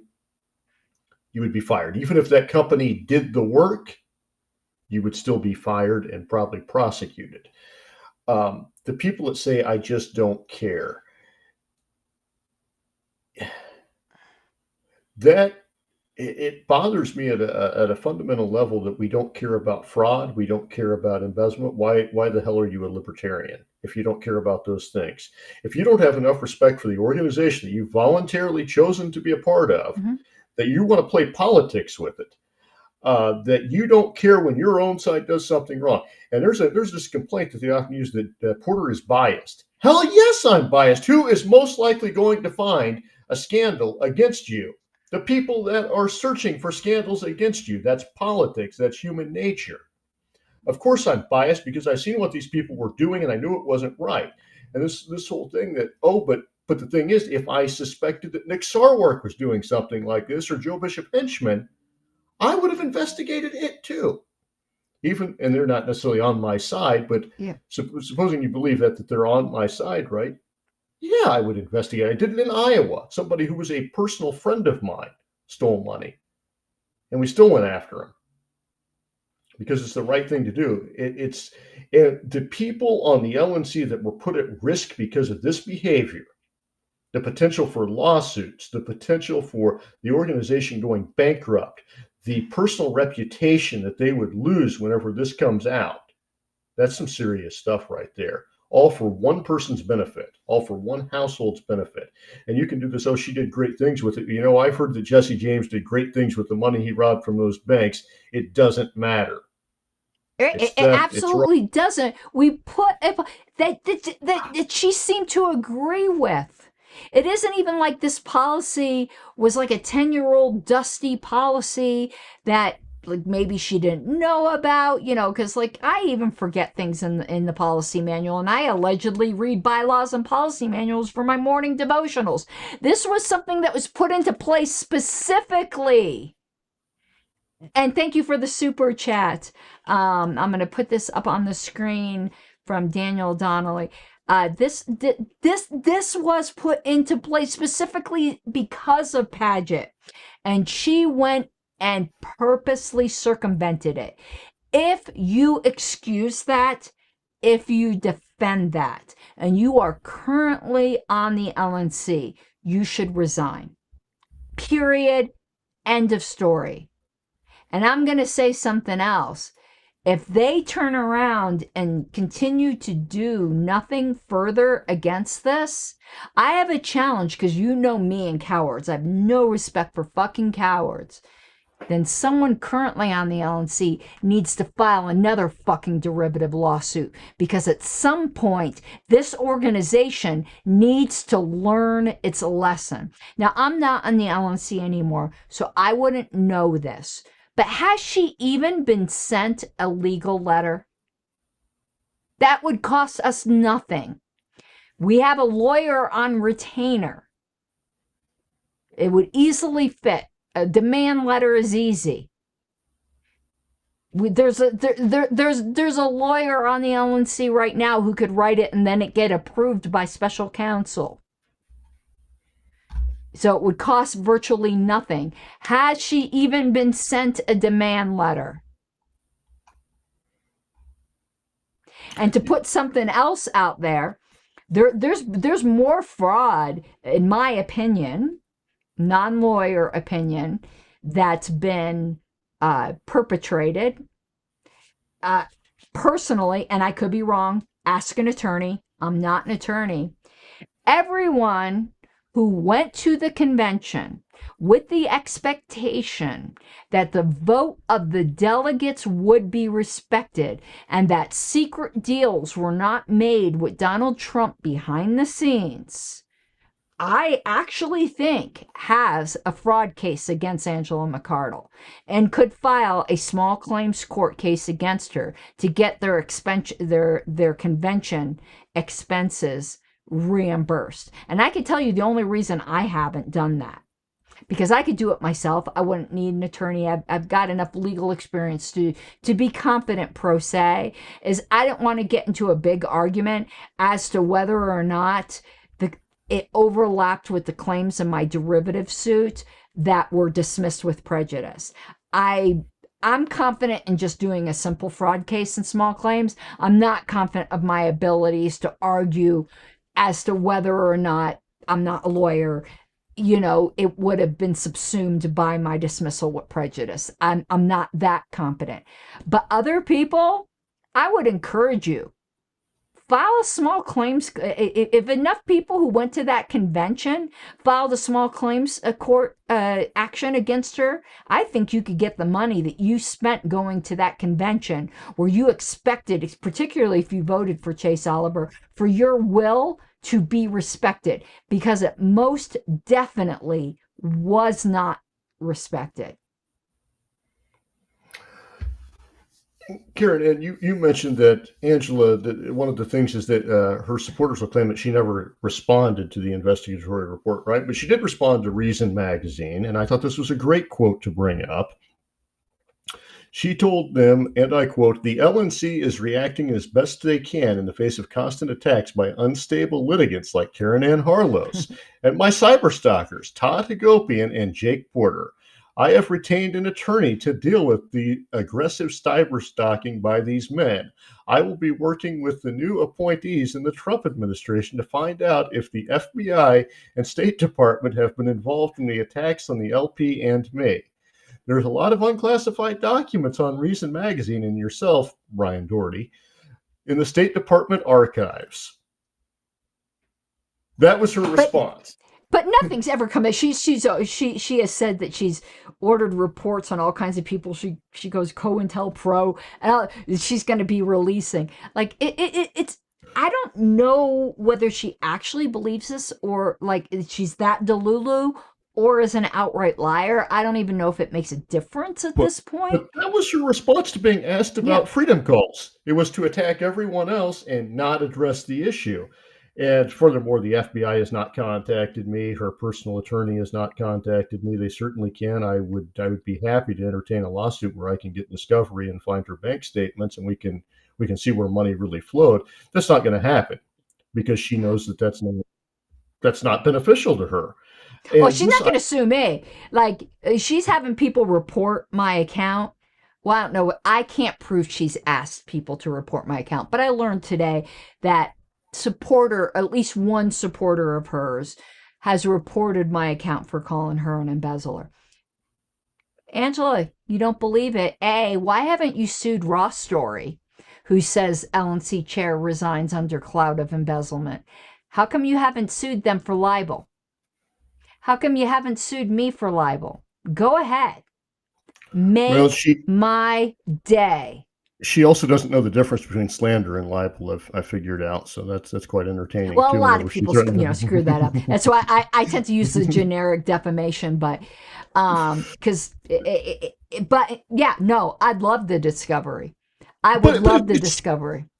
there was a kid that I went to school with in elementary school 30 years ago that he would, every time somebody would make him mad, he'd always threaten him with the FBI, threatened to, whatever. He was going to sue this person, sue that person. You see, Donald Trump does the same thing today, and Angela McArdle does it. Now, if we walked around talking like this, people would probably lock us up. Hopefully our families would for our own safety. But it's crazy. I had worked at Yahoo at one point, and people thought because I had worked at Yahoo at a really, really customer service job was all it was, that I somehow worked with the NSA. Now, the people I worked with hated the NSA, but the conspiracy theories would just go crazy. And this idea that we've been here for years, that we would torture ourselves to get some small paycheck from the federal government to infiltrate the Libertarian Party. It's ridiculous. And here's something. So to get into some of her excuses and what we are going to say for the patron only, we're going to talk about the text message. So it'll be a kind of short patron only, because I don't know how much time you have. So because we're getting ready to wind this up, because I know people's attention span, and we definitely are going to have another show on swing vote strategists. But she released a text message between herself and Kathy Yanuskavich, where you had said that you had thought it was a mistake. And I said, let's talk about it. That's going to be in our patron only show. So if anyone wants to hear about my thoughts on that, which might disagree with Jake's, that you're going to have to become a patron for. So yeah, I'm doing some, but I'm pretty open about it. So some of her excuses have been like, well, these commies, these, whatever she calls people now, they're just mad because I was making money. No, that's not it. It's because you didn't disclose it. Here's the thing. Angela has had a Patreon to support her being chair since she was elected in Reno. That has never been a subject of controversy. Everyone's always known about it. She's always disclosed it. So no one has had a problem with her earning money. And in fact, in retrospect, since that Patreon was specifically for her to be chair, we should have required that she disclose who her patrons were. But we didn't. That never had been an issue. But I think in the future, if someone's patron is directly for them to serve on the LNC, which I have no problem with, you need to disclose who it is that's giving you money. Meanwhile, they were going after me, where my patrons for doing this show, where half the time I'm critical of the LNC. And I've had people cease to become patrons because they don't like how I vote. And I'm like, okay, do what you want. But there never was a problem. At one point, she was earning over $2,000 a month from her Patreon. I think still about 700, so she's still doing fairly well with that. And yeah, and that was never. So no, it wasn't an issue that you were making money. You ran for a position you knew would be unpaid. I've been on the LNC over 9 years. In those 9 years, I put in on average over 40 hours a week for the party. Unpaid. And I knew it would be unpaid. And if that wasn't a condition I was willing to accept, I don't run for the position.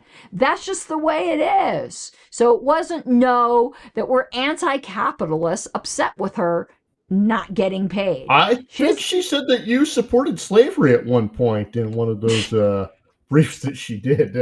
Called you, which is funny, her calling anyone a communist when she pals around with the socialist LaRouches and goes to Chicago and accepts an award as they've got Russian flags all around. That's funny. But she's going around palling around with the LaRouches, inviting to our convention and calling everyone else socialists. Hilarious. So yeah, we're gonna talk about in the patron only show the way she tried to deflect over to Kathy Yanuskavich. It's out there, but one thing I'm gonna say, because I want this to be in public, I think the text that she produced was concerning, which again we'll talk about in detail in patron. But she also made some personal attacks against Kathy. Those were completely uncalled for. And if Kathy happens to be watching this, I am so sorry. You did not deserve that. But that is who she is. She did it to me. She did it to Adrian. I actually think he deserved it. But Kathy did not deserve that. Kathy, she accused her of substance abuse. Listen, it's public, so I might as well say it. I hate saying this, but I'm going to say it and refute it. So she called Kathy an alcoholic. I've known Kathy. I've been with Kathy. I've never seen Kathy be inebriated. Listen, I grew up with alcoholics. My mother was an alcoholic. My brother pretty much died of alcoholism. My father had been an alcoholic. Kathy, if you want to go out and have a drink after an LNC meeting, Kathy knew how to have a good time, and she was the friendliest drunk person you'd ever meet in your life. Like, if you want to go out and party, Kathy's the person to go with. She was such a joy. I had known Kathy for years. Never did I see her have a drink at an inappropriate time, which is what alcoholics do. They get up in the morning and they have a drink. They have a drink at midday. They have a drink at all times. No. If we went out to have drinks, Kathy had drinks. That is not being a freaking alcoholic. How dare you, Angela, defame her in that way? Now, I have my criticisms of Kathy, but she did not deserve that. Well, and, she's attacked you. It's one of those things that you're her best friend until you go against her, and then you're an alcoholic, you're a horrible person, and your pink hair is just really concerning. I've never had a problem with it for 4 years, but now I'm really concerned and bothered by it, and I'm going to bring it up, and I'm going to make cartoon characters of you because you're such a horrible, horrible person that I've associated with and worked with for several years, but because you've went against me, you're just the scum of the earth. I don't want anything to do with you. And she does that to everyone.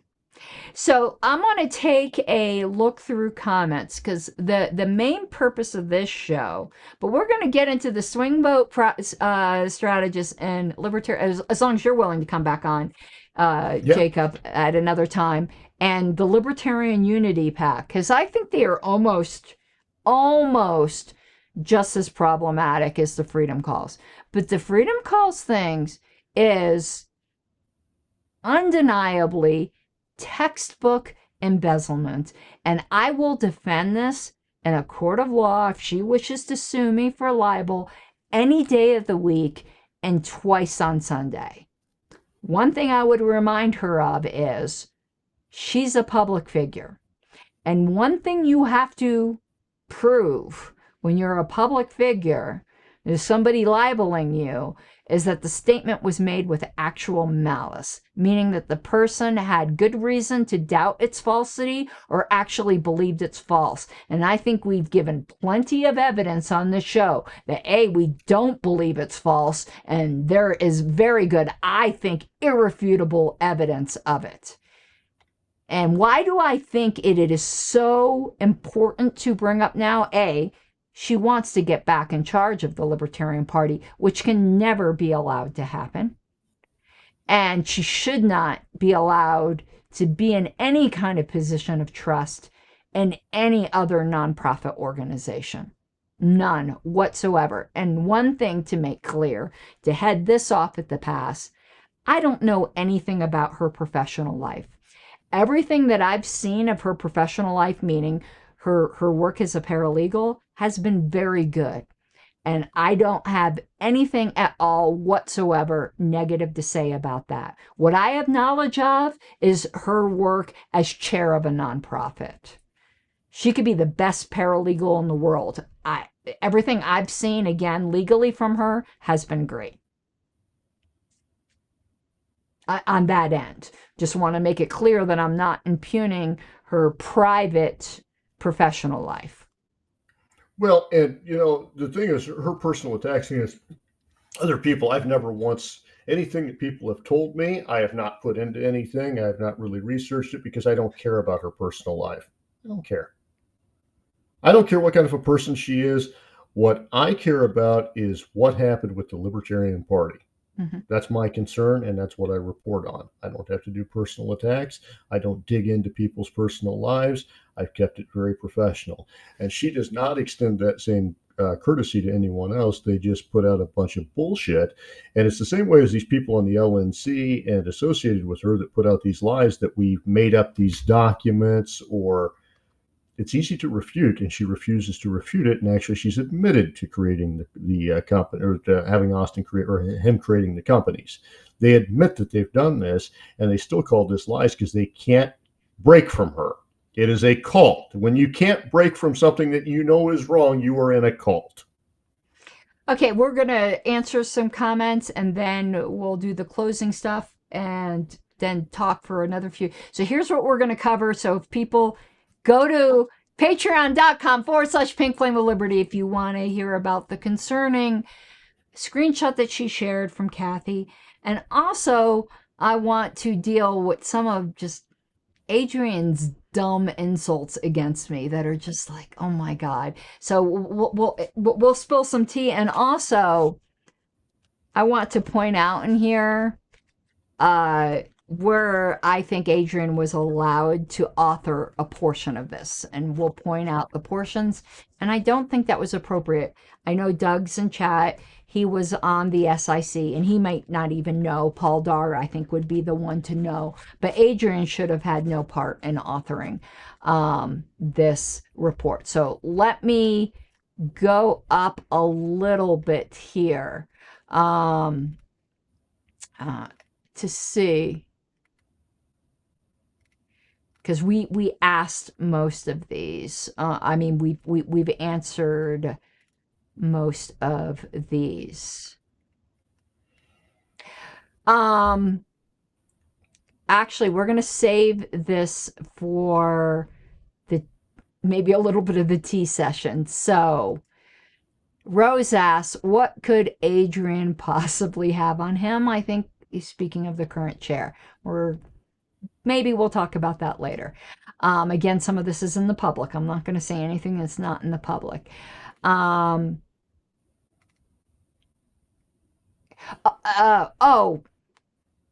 One thing we are going to cover before we go, right here. It says they couldn't afford an executive director, but they can afford to pay McArdle's common law husband.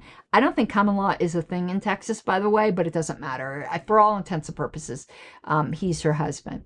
So her excuse on her Twitter was, I don't want to embarrass staff, and I don't know how. I had to do this because we were in such financial trouble. If that was the case, why didn't you just bring it to an LNC vote? Austin's contract has expired, but look, we got this great deal on this, was it Indian or Filipino call center, foreign Filipino call center, and this is what's going to get us out of the hole. Lay everything out before the LNC and let the LNC vote on it. And if the LNC voted it down, your hands, or you'd be like, look, I had the solution and this dumbass LNC didn't vote for it. Why did you hide it?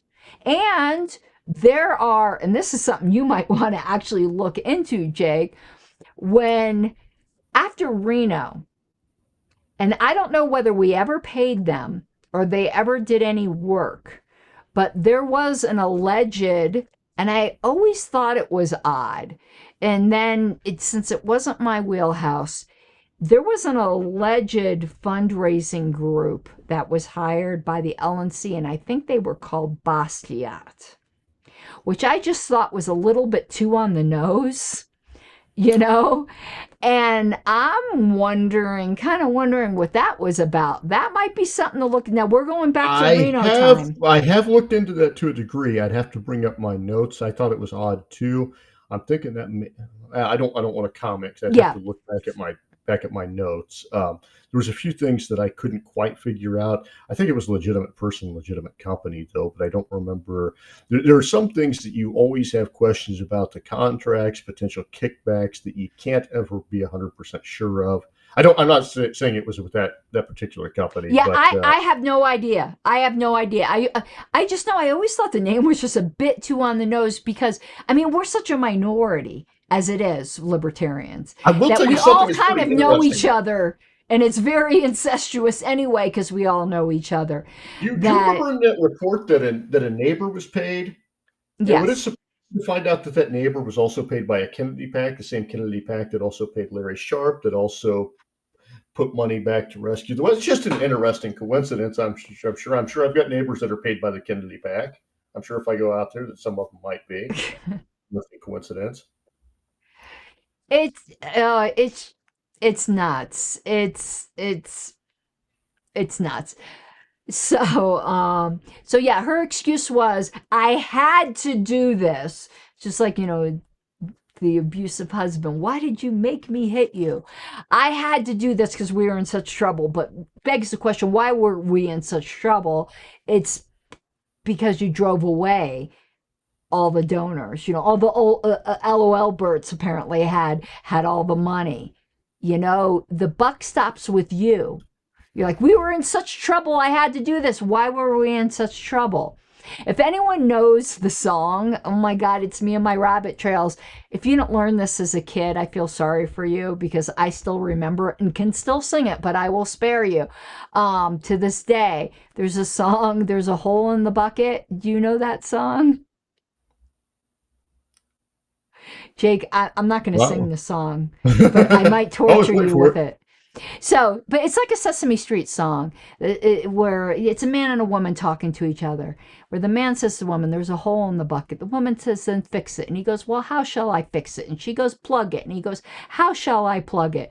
And she says, "With a stone or something like that." And he goes, "But the stone is no, no." She goes, "Crap, I can't remember." But it goes full circle where finally, she, with what shall I plug it, dear Liza, and it comes down to, that he needs to sharpen scissors for something, and he's like, with what shall I sharpen them? And she goes, with a stone, and he goes, but the stone is too dry, and she goes, wet it, and he goes, with what shall I wet it? And she goes, water, and he goes, with what shall I fetch it? And she goes, with a bucket. But he goes, but there's a hole in the bucket, and it goes right back to the beginning. That's exactly what this is. The hole in the bucket was caused by you, Angela, and you can't use it as the excuse for why you had to go behind everyone's back. If this was legitimate, if this was such a great deal, and we were getting it below market rates, which is a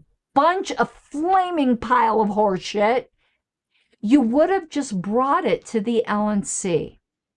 And it isn't like there isn't a plethora of fundraising companies out there that actually speak English and don't leave unintelligible voicemails. If we were in that much trouble, I mean, we were in that much trouble, but if we had to come up with some kind of solution, and if there was this company we had hired before Bastiat, why didn't we rehire them again? Why did you form this corporation right before you saw his contract was going to expire? Why did you do it in Delaware? All of these questions, none of them are legitimate. And always, and what's funny is when Adrian turned on me, Angela pulls this card all the time, and she pulled it with Kathy when Kathy was questioning her. Now, I don't doubt for an instant that Angela has a chronic illness. She does, just like I have autism, okay? But Angela pulls the sick card whenever she gets put on the spot. I'm not feeling well today. You've seen that multiple times in here. She used to do that to me all the times. I do not doubt. I don't know if it's Crohn's. She has some kind of autoimmune disorder. She's been very open about this before, so I'm not revealing private information. I don't remember exactly what it was. And I It know is, and she's it not does making. it gets She's worse not when you making mention it up. embezzlement. Yeah, yeah, of course. But she's not making that up. She does have some kind of chronic disorder. But it gets used as an excuse quite frequently when she gets put on the spot. But the fact is, there's nothing none of her defenders could say that this was necessary. If it was necessary, she would have done it out in the open and in the sunshine. And you do not use a nonprofit corporation to benefit your own household, particularly when we were just sold the bill of goods of how lucky we were to get Austin for that limited 3 months when he just happened to be in between jobs. And she actively lied that he was just a volunteer, and I'm not going to be able to pronounce the word right because I'm just, was it liaison? The Frenchy words, I can't do them. Conduit. I can pronounce the English. That's probably not even an English word either. But, interface with this company. It was his company. And anyone claiming those fundraising logs were wrong, where it said the maximum that they fundraised was $2,400. I actually think the figure was closer to zero. Remember, it said that the floor was zero and the ceiling was, let's just say $2,500. I think it was a lot closer to zero. I mean, just look at our numbers. Our fundraising numbers nowhere indicated that we were getting any kind of value for paying a company $4,000 a month. Let me tell you something, because my husband is in sales. If you paid Wayne $4,200, $4,000 a month, he'd be raising just himself a hell of a lot more than that for you. If you had to, you'd have to probably pay more than that for someone in this country. But we were not getting value. That was going directly to their household. And when you start tracing all of the money she was getting from various income sources, she was making a pretty decent little living there. Off of the back of the LP that is dying and still is. We are dying for funds. And they were taking 5%, roughly 5% of the LNC's budget, annual budget for Freedom Calls. Yes. So people don't understand on what a shoestring budget we really are on. And they think in these large terms are like, well, they were only paid, what was it, $46,000, $49,000. That's a big amount of our budget. And what staffers did we have to fire to get that? What staffers got laid off or fired to get that? What state didn't get funding they needed? What CRM didn't get? Would we have been able to take that money and make more money? What are the opportunity costs that we have lost? It all has to go into that calculation. It's not just $49,000. And what did the damage that yes, it did damage whenever I brought this out there. It hurt donations when I published this report. What damage did it do to the reputation of the organization? Now, it had to be published. We couldn't continue to hide it. But the damage that she did by this thing here, we can't even calculate it up. How many activists did we lose? I'm going to deal with a couple end questions here before we go off. Libertarian Revolution says, I agree what Angela did was wrong and was grounds for removal, and I see why people would call it embezzlement. I'm not sure the state would. I just read you the legal definition. Just because somebody doesn't take up a crime and anyone can report it, I did. I have reported it. And we'll see if anything comes of it. I did report it. I reported it to the FBI field office in DC and also to their cyber crimes division because it is wire fraud. But now I've gotten another lead that because it was a nonprofit, there's a certain, it's the DC Attorney General, I believe I can report it to, and I will. But I was not told this directly, but given the very strong impression that if Stephen Nikela wasn't the one reporting it, they weren't going to do anything about it. Yes, anyone can report it. The reality is there's a lot of crime. And I will tell you what I think about that in the Patreon version too. I've got some opinions on that, but you have to pay money for that. Yeah, yes, and we're not embezzling because we're telling you right now. So yeah, anyone can report it. Why don't you report it too? See, when people challenge me to do something, I do it. I did report it. I did in fact report it last week.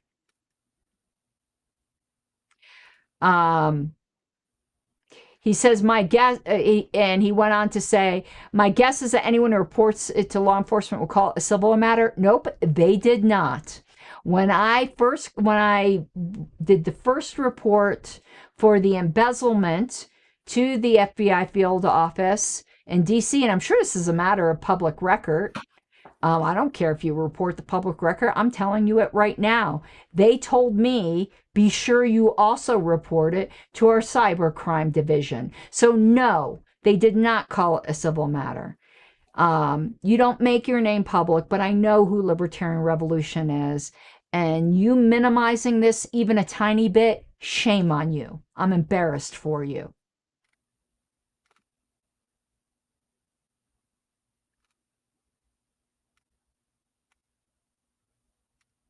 Liberty Century says Bastiat is still being paid. Again, I don't know. Maybe that's something you want to look into, Jake. I don't want to impugn because I know nothing about this company and they could be fantastic. But that is something maybe to look into.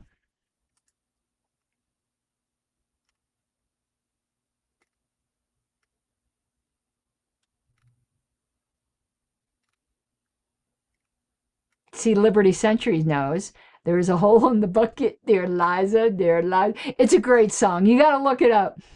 But what was it that he's supposed to, plug it with a straw. So you have to plug it with a straw, but a straw is too long, then cut it with what shall I cut it? With scissors, but the scissors are too dull, then sharpen them with what shall I sharpen them? With a stone, but the stone is too dry, so wet it with what shall I wet it? With water, with what shall I fetch it? With a bucket, but there's a hole in the bucket. It is a fantastic song. I loved it so much when I was a kid. Richard Brown's familiar with it too.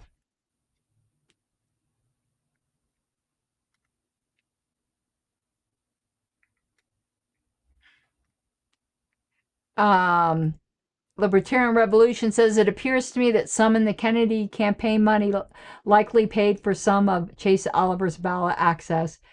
No.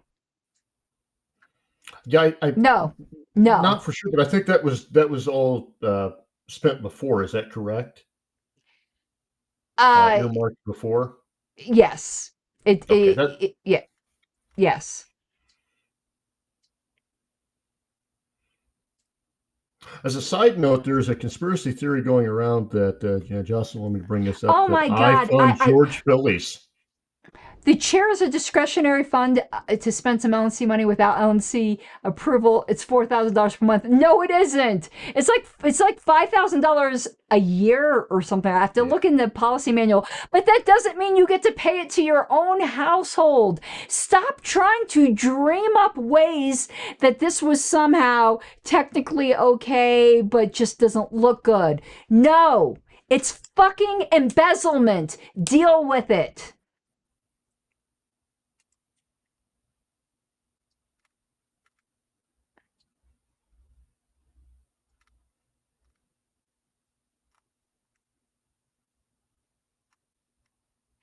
Okay, so I think we got through that. So we're going to do the closing music, but you and I are going to stay on. I'm going to have to hit record again after we Okay. stop, but that's it. But I do want to let Libertarian Revolution have the last word here. Questioning whether or not the state would call it criminal or civil is not minimizing it. I believe it is. You disagree? Cool enough. I have reported it. To continue to insist that I continue to report it to a million different agencies is putting the responsibility where it doesn't belong.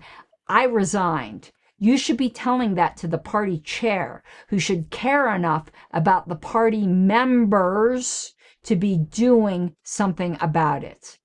I, who am no longer even on the LNC, did my part. Why isn't the party chair doing more? And the fact is, this isn't a sheerly economic equation of it would cost more to recover than we get back. What price do you put on member trust? This isn't a sheerly economic equation. And the fact is, she's bragging all over about flying here and flying there. There is money coming in somewhere. There's money coming in somewhere. So you don't collect upon it. The fact is, members want to see you do something about it. There comes a time when an example has to be made. Okay, let me give you a prime example, particularly for some that are on the LNC who are like, oh, it's not worth it. It's not worth it. It's not worth it to go after her.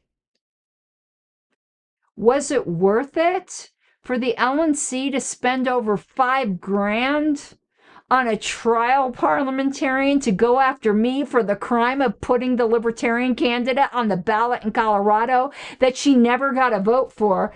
And that is something I brought up, and it's not included in this report. Why not?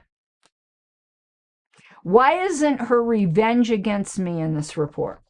Because it was quite obviously retaliatory revenge.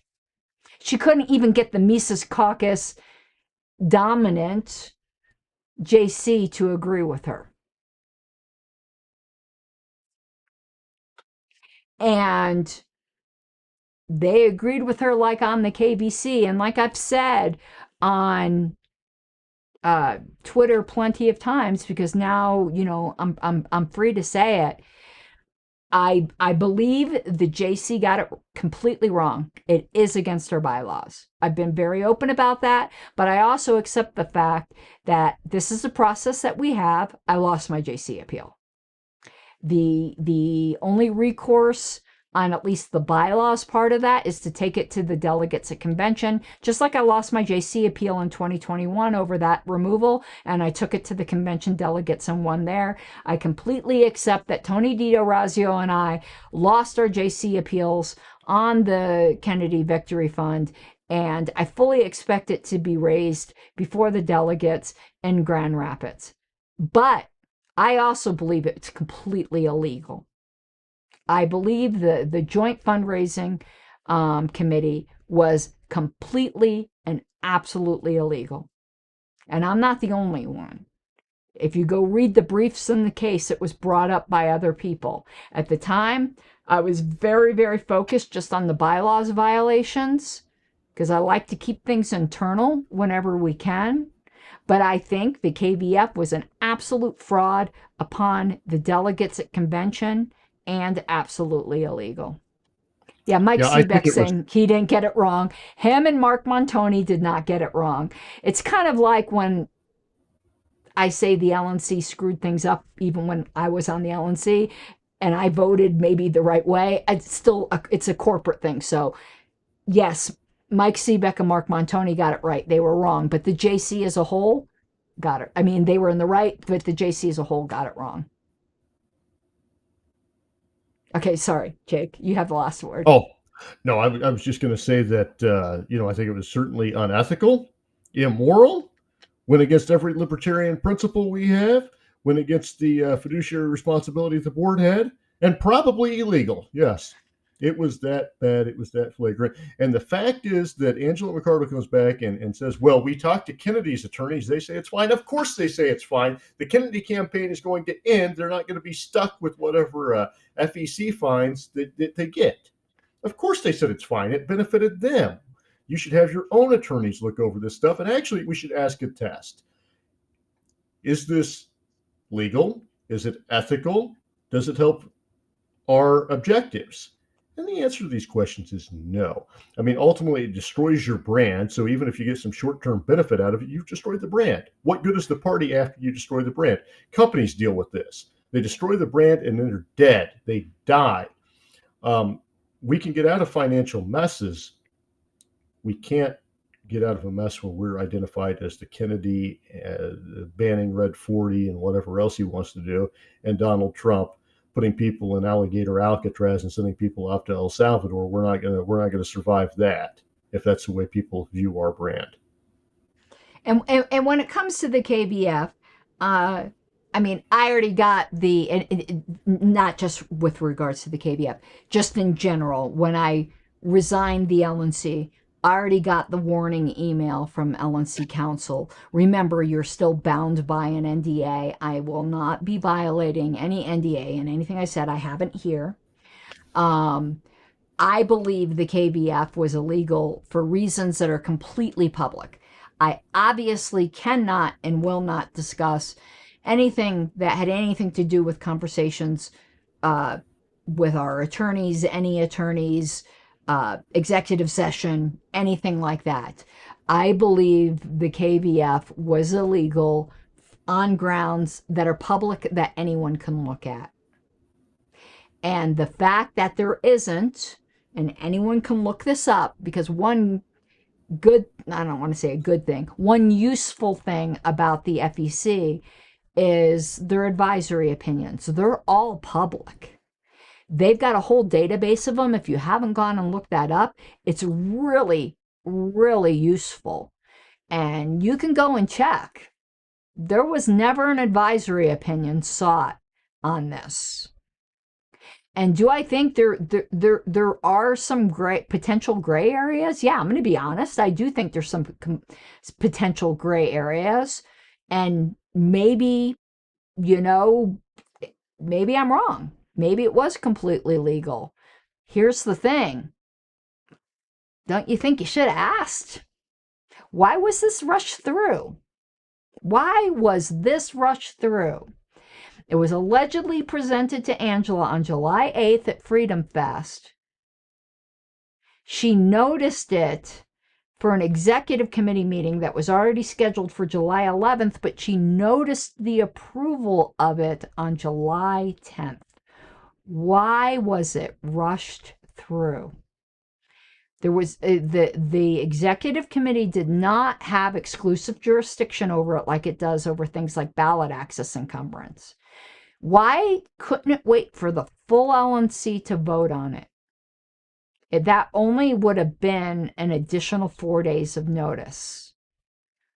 What was so important in those 4 days? Could it possibly have been the actions that I was taking in Colorado?